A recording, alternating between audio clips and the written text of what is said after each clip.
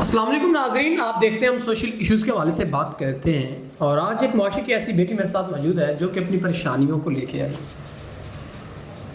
یہ بہن اتنی پریشان تھیں کہ جب ان کی والدہ کی وفات ہوئی اس کے بعد ان کا کوئی سہارا نہیں تھا، تو اب لوگوں نے ان کا جینا حرام کر دیا ہے۔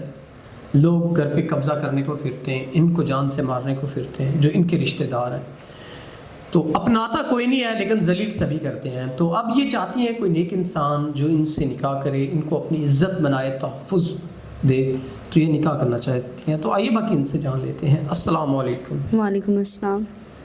اچھا بہن، وہ یہ بتائیں کیا زندگی کے معاملات ہیں، کیا پریشانیاں ہیں جن میں آپ الجھی ہوئی ہیں؟ بالکل، والدہ صاحبہ کے انتقال کے بعد بہت مشکلات کا سامنا کرنا پڑ رہا ہے۔ زندگی جینا بہت مشکل ہو گیا ہے۔ طرح طرح کی باتیں سننا پڑتی ہیں لوگوں کی، رشتہ داروں کی، کہیں بھی اب عزت محفوظ نہیں ہے۔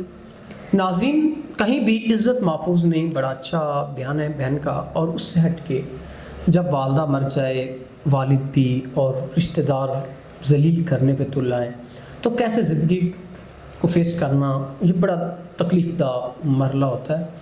تو اب آپ کیا چاہتی ہیں اپنی زندگی کی اس مشکلات کو حل کرنے کے لیے؟ بالکل، میں چاہتی ہوں اگر کوئی میری مدد کر دے، میری مشکل آسان کر دے اور مجھے عزت دے، اپنی عزت بنا لے، تو زندگی آسان ہو جائے گی۔ بس مدد چاہتی ہوں، کوئی مدد کر دے۔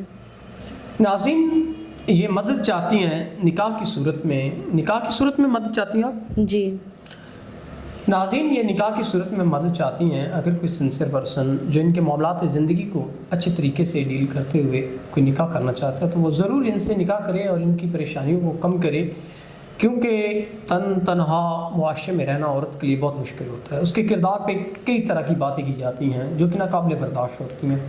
تو یہ بہن چاہتی ہیں، یہ کسی کی عزت بن کے اپنی اچھی زندگی گزارنا چاہتی ہیں۔ تو اگر کوئی نیک انسان نکاح کی خواہش رکھتا ہے تو وہ ان سے نکاح کرے اور ان کے تمام تر زندگی کے مسائل کو حل کرے۔